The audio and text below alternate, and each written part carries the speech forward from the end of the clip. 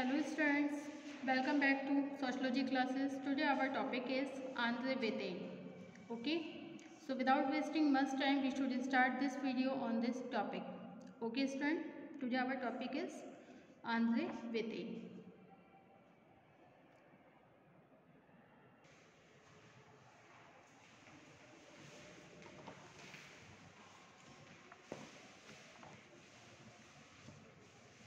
Okay, भारतीय समाजशास्त्री ने अपनी एक अलग पहचान स्थापित करने वाले विचारकों में आंद्रे बेतेई का स्थान प्रमुख है। उनका जन्म तत्कालीन मद्रास के चंदन नगर में सन 1934 में हुआ था।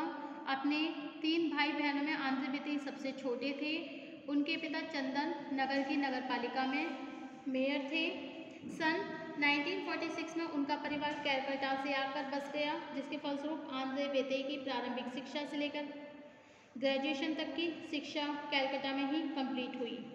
कैलकाटा में उन्होंने सेंट जेवियर्स कॉलेज में मानवशास्त्र विषय के साथ ग्रेजुएशन की उपाधि ली, स्नातक की उपाधि प्राप्त की तथा आगामी शिक्षा के लिए उन्होंने दिल्ली स्कूल ऑफ इकोनॉमिक्स में एंट्री की। ओके, जहां वह प्रोफेसर एम.एन. श्रीनिवास के शिष्य रहे। दिल्ली यूनिवर्सिटी में उन्होंने मद्रास राज्य के तंजौर जिले के श्रीपुरम गांव की परंपरागत जाति संरचना का व्यापक अध्ययन करके अपना शोध प्रबंध प्रस्तुत किया, जिस पर उन्हें पीएचडी की भी उपाधि प्राप्त हुई। एक अल्प समय में ही भारतीय सांख्यिकी संस्थान में रिसर्च फेलो के रूप में काम करने के बाद उन्होंने दिल्ली स्कूल ऑफ इकोनॉमिक्स में समाजशास्त्र विषय का अध्यापन करना शुरू कर दिया। दिल्ली विश्वविद्यालय के इस विख्यात विभाग में आंद्रे बेतेई प्रवक्ता रीडर और प्रोफेसर के पद पर कार्य करते रहे। समाजशास्त्र के प्रोफेसर के रूप में अपनी सेवाएं देते हुए प्रोफेसर बेतेई सन 2003 में सेवानिवृत्त हो गए। इसके बाद उन्होंने दिल्ली यूनिवर्सिटी में विशिष्ट प्रोफेसर इमेरिटस का पद दिया गया। इसी बीच विश्वविद्यालय अनुदान आयोग के आमंत्रण पर आंद्रे बेतेई ने समाजशास्त्र पर राष्ट्रीय व्याख्यानों के अंतर्गत अनेक विश्वविद्यालयों में जाकर समाजशास्त्रीय दृष्टिकोण से महत्वपूर्ण व्याख्यान भी दिए।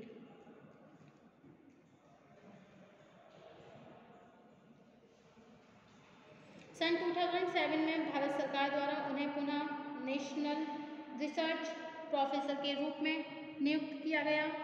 सन 2013 में 79 ईयर्स की एज में पूर्ण कर लेने के बाद भी प्रोफेसर आंद्रे बेतेई का अध्ययन और शोध से विशेष लगाव है। अपने जीवन काल में प्रोफेसर बेतेई ने समाजशास्त्र पर जो भी पुस्तकें और जो भी लेख लिखे, उनमें उनकी समाजशास्त्रीय चिंतन की विविधता स्पष्ट होती है। उनके द्वारा लिखित प्रमुख पुस्तकें निम्नलिखित हैं। Number 1, changing pattern of stratification in Tanjore village 1965। Second है inequality among man 1977। Next, the backward classes and the new social order 1981। The idea of natural inequality and other essays 1983. Next, essays in comparative sociology in 1984.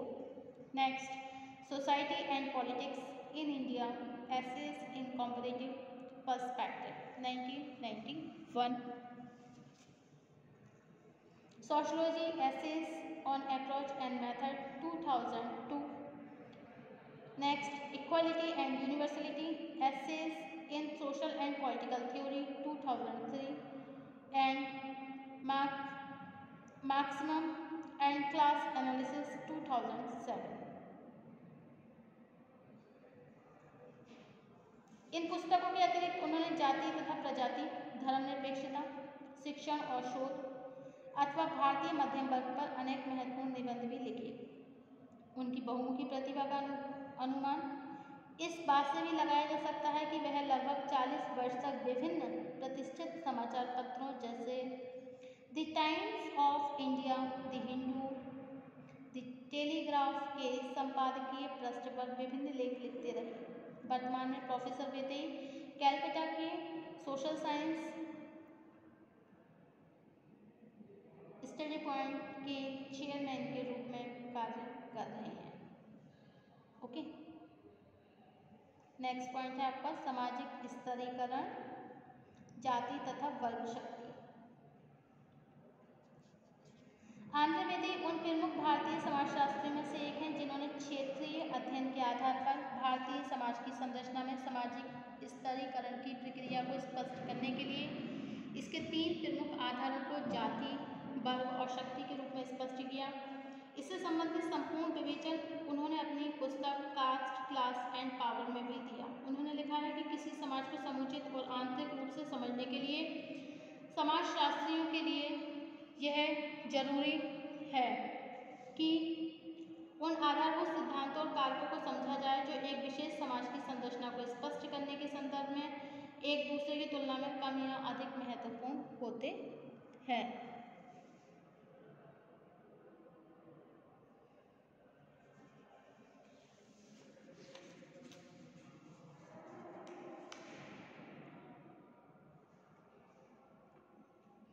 Sripuram गांव तमिलनाडु के तंजौर जिले में एक बहुत बड़ा गांव है जो तंजौर नगर से लगभग 13 किलोमीटर की दूरी पर है। इस गांव में 349 परिवार रहते हैं, 349।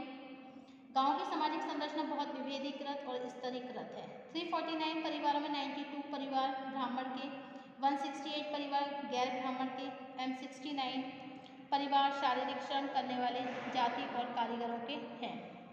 ब्राह्मण परिवार गांव के जिस हिस्से में रहते हैं उसे अग्रहारम कहा जाता है। अग्रहारम से बिल्कुल विपरीत दिशा में आदि द्रविड़ तथा निम्न जाति के लोगों की बस्ती है जिसे चैरी भी कहा जाता है। इस गांव के अध्ययन के पीछे आंध्र वेदी का जो उद्देश्य है वो ये है कि वो ये स्पष्ट करना चाहते हैं कि यहाँ जाति वर्ग शक्ति किस प्रकार सामाजिक संस्करण का आधार है तथा वर्तमान में इन आधारों में किस तरह से परिवर्तन हो रहा है। वेदी द्वारा प्रस्तुत जाति वर्ग व शक्ति को समझने से पहले यह किस तरह परिवर्तन हो रहा है। वेदी द्वारा प्रस्तुत जाति वर्ग और शक्ति को समझने से पहले ये आवश्यक है कि उनके विचारों में संदर्भ में हम सामाजिक स्तरीकरण के अर्थ को संक्षेप में स्पष्ट करें।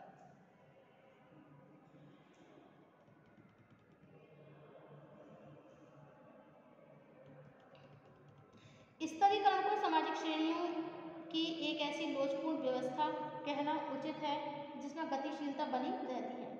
आंध्र वेदी ने इस संदर्भ में जाति वर्ग शक्ति जैसे आधारों को जिस रूप में स्पष्ट किया है उसके आधार पर भारत में सामाजिक स्तरीकरण की प्रकृति को समझा जा सकता है।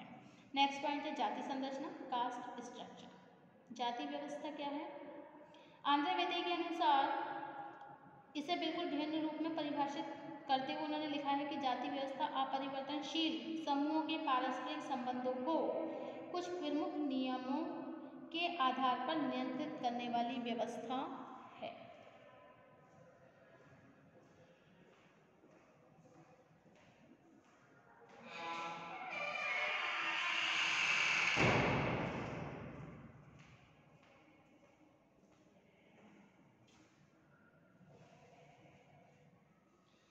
ये नियम वे हैं जिनका संबंध एक समूह की तुलना में दूसरे समूहों की सामाजिक स्थिति, पवित्रता, अपवित्रता, व्यवसाय और सामाजिक संपर्क की प्रकृति से है। परंपरागत रूप से जाति के आधार पर व्यक्ति के वर्ग और उसकी स्थिति का ही निर्धारण होता था। ओके, सामाजिक स्तरीकरण में जाति की भूमिका को स्पष्ट करने के लिए आंध्र वेदी ने श्रीपुरम गांव की जाति संरचना का भी अध्ययन किया।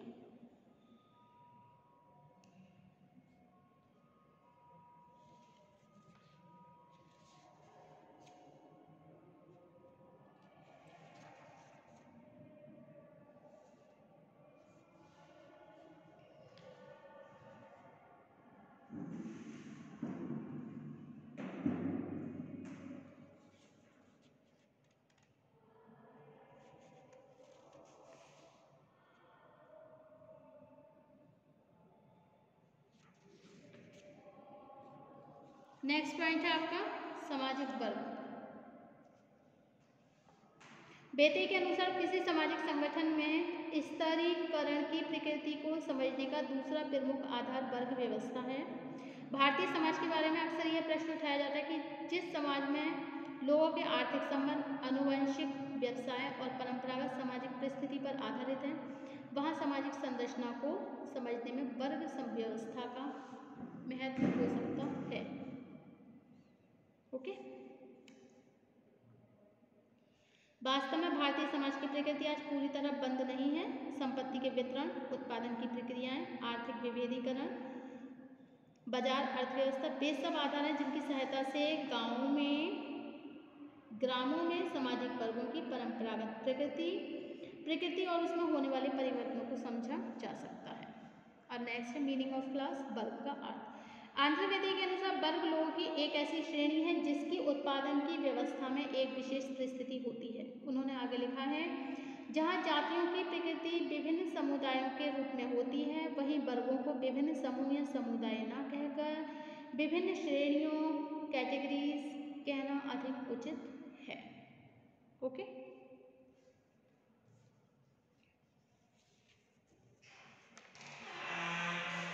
सामाजिक स्तरीकरण के एक प्रमुख आधार के रूप में आंद्रे वेतेई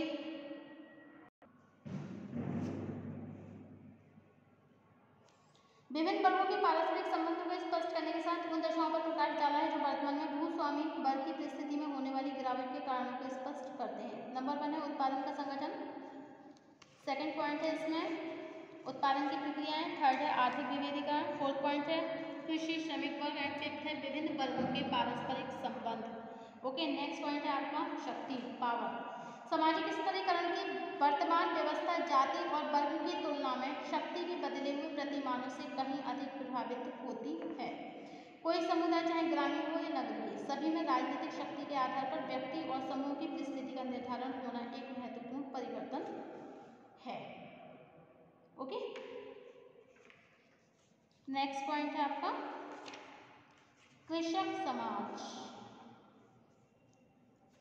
भारत के संपूर्ण ग्रामीण समुदाय को हम कृषक समुदाय या कृषक समाज नहीं कहते हैं, बल्कि संरचनात्मक दृष्टिकोण से भारत गांव में एक व्यापक भिन्नता देखने को मिलती है। आंद्रे वेतेई ने स्पष्ट किया है कि यदि हम भारत के सभी गांव के लिए कृषक समाज शब्द का प्रयोग करें तो इसमें अनेक कठिनाइयाँ आती हैं। उनके अनुसार यद्यपि कुछ ग्रामीण समुदायों को कृषक कहना व्यवहारिक हो सकता है, भारत में परंपरागत रूप से जातीय संस्तरण, जटिल कृषि संबंधों पर आधारित ग्रामीण संरचना को देखते हुए संपूर्ण ग्रामीण समाज को कृषक समाज नहीं कह सकते हैं।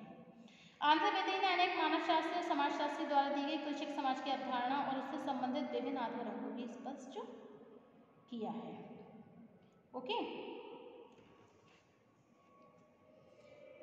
those rural people who control the cultivate there and for the substances and as part of the tradition way of life and who look to and are influenced by gentry of town peoples whose way of life is like their but in more civilized form।